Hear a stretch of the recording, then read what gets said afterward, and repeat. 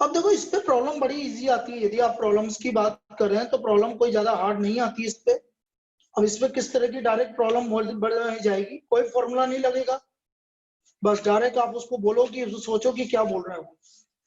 जैसे मैं पहली प्रॉब्लम ले रहा हूँ, देखो इधर, in a group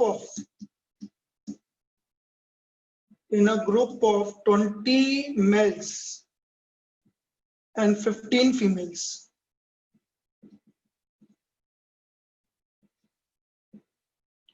in a group of 20 males and 50 females, 12 males and 8 females are service holders.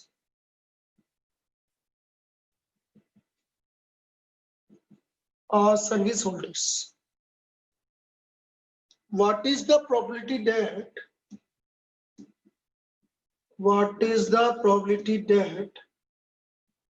person selected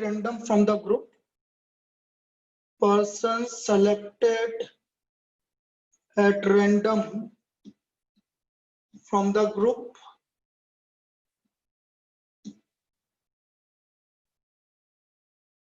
is a service holder,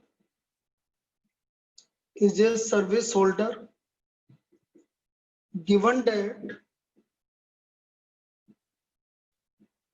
selected person is a male.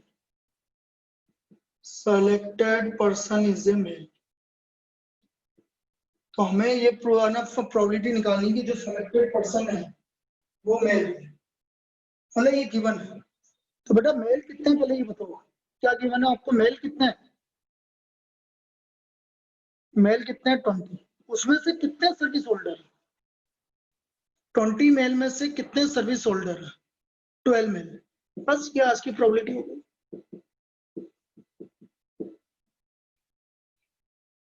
भाई हमें ये बोला गया है कि हमें प्रोबेबिलिटी निकालनी है कि जो पर्सन आपने सेलेक्ट किया वो सर्विस होल्डर है, लेकिन गिवन है वो मेल है। तो मेल कितने हैं? 20, उनमें से 12 सर्विस होल्डर है। तो आपकी प्रोबेबिलिटी क्या हो गई? 12/20। भाई इतना सा काम करना है। ये समझ में आया क्या? ये प्रॉब्लम समझ में आया क्या? 12/20, 20 मेल थे, 20 मेल में से 12 सर्विस होल्डर। एक और प्रॉब्लम इसी तरह की बताता हूँ, बस यही काम करना होता है कंडीशनल प्रोबेबिलिटी में, यदि इस तरह की कोई problem. Dice is throne 2 times या डाइस इज थ्रोन ट्वाइस।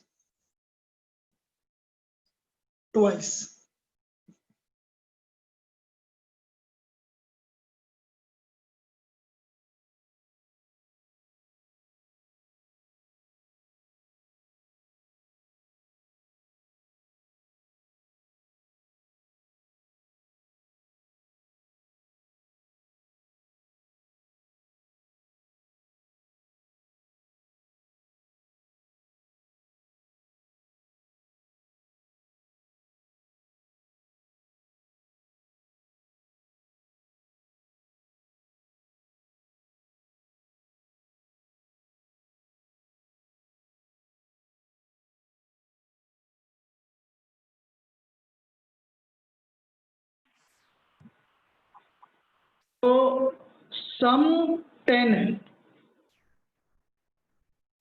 और dice is throne twice, at least 4 है भाई, the probability of getting at least 4, और सम 10 है।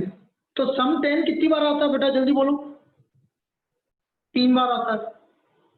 सम 10 3 बार आता है, और सम 10 भी 3 बार आएगा, तो 10 कब आएगा? ये 4 आना चाहिए।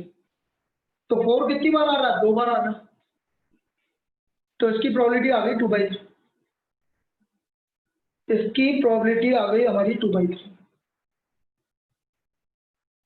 भाई टोटल सम 10 है, दोबारा बता रहा हूँ, उसने बोला सम 10 है, तो आप लिख लो सम 10 के क्या क्या केस है। सम 10 के केस होंगे 4 6 5 5 6 4। तो 3 केस ये गिवन है, 3 केस ये गिवन है, और उनमें से नंबर 4 आना चाहिए। तो नंबर 4 कितनी बार आ रहा है? 2 बार आ रहा है। तो प्रोबेबिलिटी हो गई 2/3। आया क्या समझ में? पक्का? अच्छा मैं इसकी जगह ऐसे बोलता, the probability of getting at least one number 5 if sum is 7, सम 7 है, तो बेटा सम 7 कब कब आएगा? देखो इधर 1 6 2 5 3 4 4 3 5 2 6 1, 6 बार। और उसमें सम 5 नंबर 5 कितनी बार आ रहा है? 2 बार। तो इसकी प्रोबेबिलिटी कितनी आएगी बेटा? बोलो सब। 1/3 प्रोबेबिलिटी। अब आया समझ में? ये चलिए, ये तो बेसिक प्रॉब्लम है जिसमें हम डायरेक्ट आपसे जो पूछा जाएगा उसके हिसाब से करेंगे। अब बेटा कुछ प्रॉब्लम फॉर्मूले बेस्ड भी आती है। अब वो फॉर्मूले बेस्ड किस तरह की प्रॉब्लम होगी उसको ध्यान से समझना, वो इम्पोर्टेंट। फॉर्मूले बेस्ड किस तरह की प्रॉब्लम होगी उसको समझना। और आ चुकी है इस तरह की प्रॉब्लम।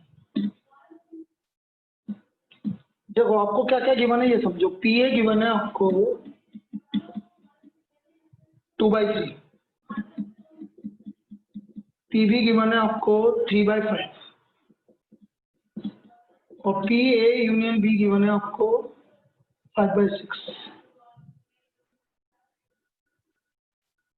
अब मुझे बहुत सारी मैं वैल्यू निकाल के बताता हूँ। सपोज मुझे पहले निकालना है पी ए बाई, दूसरा निकालना है suppose P A dash by B, suppose मुझे निकालना बी बाई ए डेज, और चौथा निकालना P A dash by B dash. ये चारों वैल्यू निकालनी है मुझे। सपोज आएगी वहां पर एक ही प्रॉब्लम, लेकिन अपन सपोज से अपन को 4 वैल्यू फाइंड आउट करनी। एक तो निकालना पी ए बाई बी, दूसरा निकालना P A dash by B, तीसरा निकालना P B by A dash, और फोर्थ निकालना P A dash by B dash. मुझे ये 4 वैल्यू निकाल। अब कैसे निकालेंगे समझो। बेटा पी ए गिवन है 2/3। देखो बहुत इजी करने का तरीका क्या होता है प्रोबेबिलिटी में, ये 3 5 6 जो अपॉन में आ रहा है ना, इनको सेम बना लोगे तो और इजी हो जाएगा आपके लिए। कैलकुलेशन आपके लिए बिल्कुल इजी हो जाएगी। जैसे 3 5 6, इन तीनों का ऐसा नंबर बताओ कि जो तीनों से डिवाइड हो रहा हो। 30, ठीक है 30 बना दो। देखो देखो कितना इजीली हो जाएगा। 20/30 लिख दो इसको, इसको 6 से मल्टीप्लाई कर दो, 18/30 लिख दो, और इसको 25/30 लिख दो, 5 से मल्टीप्लाई कर दो। अब बेटा मुझे कुछ भी निकालना है इनमें से, ये तो निकालना ही पड़ेगा। तो आप इसका फॉर्मूला डायरेक्ट भी याद रखो, P A plus P B minus P A union B, P A plus P B minus P A union B. तो पी ए आपका 20/30, पी बी ए 18/30, 25/30। इसमें किसी को डाउट? बेटा पी ए इंटरसेक्शन बी में किसी को डाउट? अब मुझे फर्स्ट निकालना है P A by B. P A by B होता है P A intersection B upon P B. P A intersection B हमारा 13/30 और पी बी है हमारा 18/30। तो बोलो क्या आंसर आ गया इसका? 13/18। ये हमारा पी ए बाई बी आ गया। बेटा यहाँ तक देख लो, यहाँ तक किसी को कोई डाउट हो एक बार देख लीजिए, दोबारा बता दूंगा।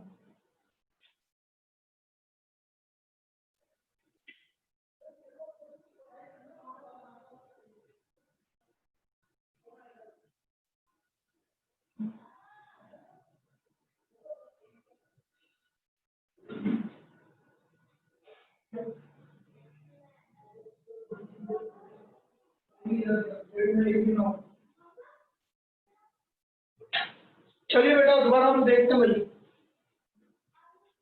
बेटा पी इंटरसेक्शन बी में किसी को doubt?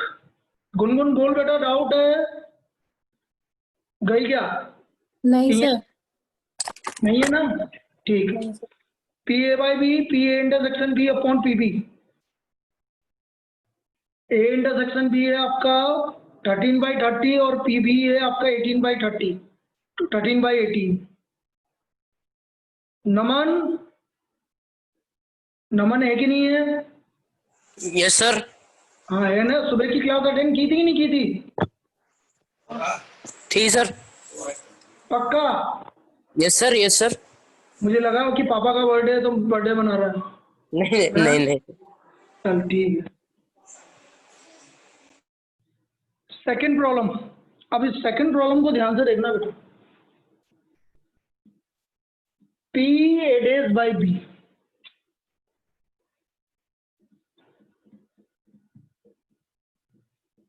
P A dash by B। P A dash by B क्या होगा? देखो, P A dash intersection B upon P B। Formula वही का वही लगेगा, बस एक ही जगह A dash है तो एक ही जगह A dash लिख दो। तो ये आ गया P A dash intersection B upon P B।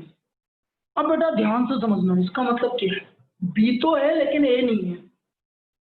B but not है, तो B है। याद करो फॉर्मूला, B है और B के साथ A और B का कॉमन हटा दोगे तो B इंटरसेक्शन A dash आ जाएगा। क्या ये फॉर्मूला याद आया क्या? P A dash intersection B, मतलब B है लेकिन A नहीं है, तो B की प्रोबेबिलिटी में से A और B दोनों की प्रोबेबिलिटी का कॉमन माइनस कर दोगे। PB minus PA intersection B। B की प्रोबेबिलिटी में से A और B दोनों की प्रोबेबिलिटी सब्ट्रैक्ट कर दोगे तो आपका ये आ जाएगा। अब देखो B की प्रोबेबिलिटी है 18/30, ये है 13/30, और PB है आपका 18/30। तो ऊपर आ गया 5/30 और 18/30, तो प्रोबेबिलिटी आ गई 5/80। तो हमारा A dash इंटरसेक्शन B आ गया आपका 5/80। इसमें किसी को डाउट? बेटा इसमें किसी को डाउट? बोलो, देख लो भाई 5/18 कैसे आया।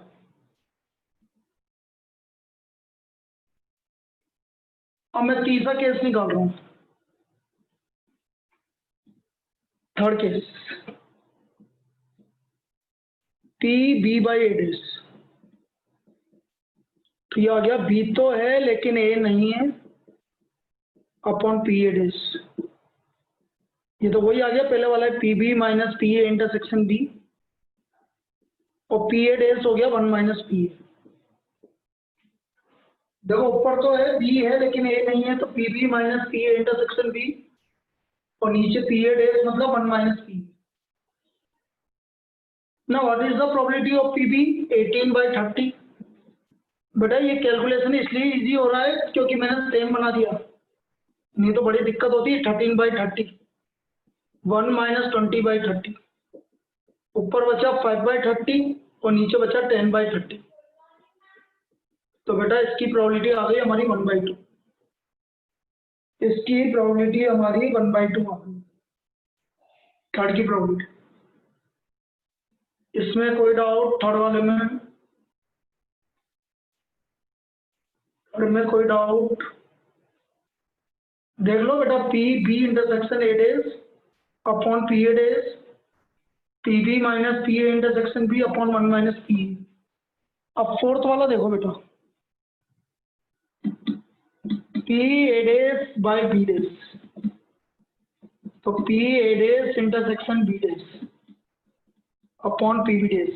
अब ये आ गया बेटा, ना तो A ना ये B है, तो ये डी मॉर्गन लॉ लगाना पड़ेगा बेटा आपको, A यूनियन B का होल डेश PB dash। ये डी मॉर्गन लॉ से PA dash intersection B dash equal to PA union B का whole dash 1 minus PA union B upon 1 minus PB। 1 minus PA union B upon 1 minus PB। 1 minus PA union B, PA union B कितना है आपका 25/30, और 1 minus PB कितना है आपका 18/30। 5/30 आ गया, 12/30 आ गया। क्या आ गया इसका आंसर? 5/12। ये प्रॉब्लम पूछी जा चुकी है फोर्थ वाला। ये प्रॉब्लम आ चुकी है।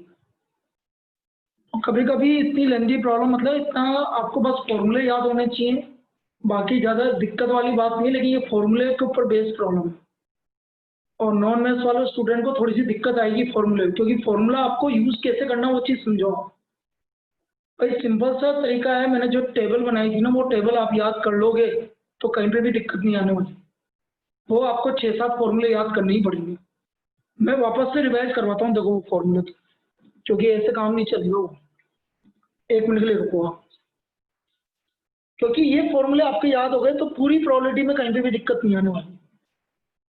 पहला फॉर्मूला देखो, कभी भी किसी का भी नोट ए निकालोगे मतलब ए डेज, किसी का भी कॉम्प्लीमेंट निकालना है तो 1 माइनस पी है, क्योंकि टोटल प्रोबेबिलिटी 1 होगी। किसी का भी निकालना हो डेज 1 माइनस, जैसे कभी ऐसा आ गया पी ए यूनियन बी का होल डेज, डेज है ना बेटा, 1 minus P A union B. कभी ऐसा आ गया ए इंटरसेक्शन बी का होल डेज, तो 1 minus P A intersection B, 1 में से माइनस कर दोगे आप, ये आएगा भाई। नोट का मतलब, डेज का मतलब ये होता है।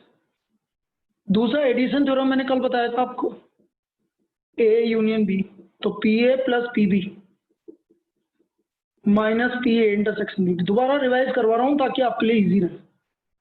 बेटा ए इंटरसेक्शन बी निकालना है, कोई दिक्कत नहीं, इंटरचेंज कर दो, डायरेक्ट ऐसे निकाल सकते हो आप, P A plus P B minus P A union B, एक ही बात है, P A plus P B minus P A union, एक ही बात है। यूनियन इधर रख दो, इंटरसेक्शन इंटरसेक्शन इधर रख दो, यूनियन। सेकंड फॉर्मूला क्लियर है बेटा? सेकंड फॉर्मूला क्लियर है सबको? चलिए थर्ड फॉर्मूले की बात करें बेटा, A but not B, A but not B, इसका मतलब है ए तो है लेकिन बी नहीं है। याद करने का तरीका सबसे बढ़िया, कौन है? ए है, उसमें से इन दोनों का कॉमन हटा दो, बस सिंपल सी बात। जो है उसमें से दोनों का कॉमन हटा दो तो आपका आ गया P A but not B. A तो है लेकिन बी नहीं है। इसी तरह इसका उल्टा, बी है बट ए नहीं है, बी बट नॉट है, तो बी तो है ना, बी के साथ बी ए और बी का कॉमन हटा दो। तो यह भी अपन ने बहुत यूज किया आपको पिछले वाली प्रॉब्लम में, बी बट, ये वाला फॉर्मूला ऐसे बन जाएगा। बस अब 2 फॉर्मूले और बाकी हैं, बस काम खत्म। नाइदर ए नॉर बी, इसको ध्यान से समझो। नाइदर ए नॉर बी का मतलब ए भी नहीं है एंड बी भी नहीं है, तो बेटा मैं डी मॉर्गन्स लॉ लगा दूंगा, सबको उल्टा कर दिया और उसका कॉम्प्लीमेंट लगा दिया। और कॉम्प्लीमेंट तो मैंने बताया ही है अभी तुम्हें, 1 में से माइनस कर दोगे। क्या ये समझ में आया? नाइदर ए नॉर बी, ये हमारा नाइदर ए नॉर बी आ गया आपका। फिर पी नॉट ए और नॉट बी, नॉट ए मतलब ए डेज और मतलब यूनियन बी डेज, तो यह हो गया ए इंटरसेक्शन बी का whole dash De Morgan's law से, तो ये आपका ये आ गया 1 माइनस पी इंटरसेक्शन। सर आप पढ़ाते हो तो मजा आता है, अब खुद करते हो तो दिक्कत आती है। बेटा प्रैक्टिस की बात है, मैथमेटिक्स एक प्रैक्टिस है। हमें क्या होता है कि जब हम पढ़ते हैं ना तो हमें लगता है कि अरे हाँ ये सब कुछ क्लियर है क्लियर है क्लियर है, लेकिन जब आप खुद करते हो ना, यदि आप क्या करते हो, आप सीधे क्वेश्चन करते हो। आपका काम ये होना चाहिए पहले तो जो उस दिन पढ़ाया है उसको ध्यान से पढ़ना। तुम कभी नहीं पढ़ते, और ये सभी स्टूडेंट की दिक्कत होती है। स्टूडेंट क्या करता है, अच्छा करना आज पढ़ा दिया, होमवर्क करना स्टार्ट कर देता। बेटा आपका पहला काम ये होना चाहिए कि जो पढ़ाया उसको रिवाइज करो।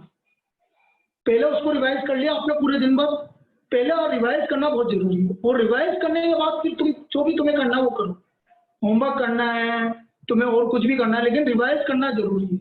और हम रिवाइज करते ही नहीं, हम सीधे क्वेश्चन करते हैं, हम टारगेट पे रहते हैं। अच्छा पढ़ लिया, डायरेक्ट अटैक करने पे रहते हैं। अटैक नहीं करना डायरेक्ट, पहले उसको समझो कि अटैक कैसे करना है। हम समझते तो है नहीं, हम डायरेक्ट अटैक करने लग जाते हैं, तो फिर तो दिक्कत आएगी। सही प्रैक्टिस तो करनी पड़ेगी इसकी। पहले थ्योरी पढ़ो, जैसे मैंने अभी, जैसे आज का लेक्चर है, जब तक आप इस लेक्चर को रिवाइज नहीं करेंगे तब तक दिक्कत नहीं। तुम्हें बोला अरे सर ने पढ़ा तो दिया था, लेकिन आपने रिवाइज कहाँ किया? वो तो मैंने पढ़ाया। आप ये मान लो मैंने रिवाइज किया है, तो मेरे रिवाइज करने से क्या फायदा? और ज्यादा भी दिक्कत आए ना, किसी को पकड़ लेना और उसको पढ़ा देना, अपना और ज्यादा क्लियर हो जाएगा, ओवल क्लियर हो जाएगा। फिर तो कभी तुम्हें दिक्कत आया कि यार ये वाला कॉन्सेप्ट तो समझ में नहीं आ रहा, तो किसी को पकड़ लो, पकड़ के और उसको समझा दो, जैसे भी समझा सकते हो। जैसे तुम उसको समझाओगे ना, वो 4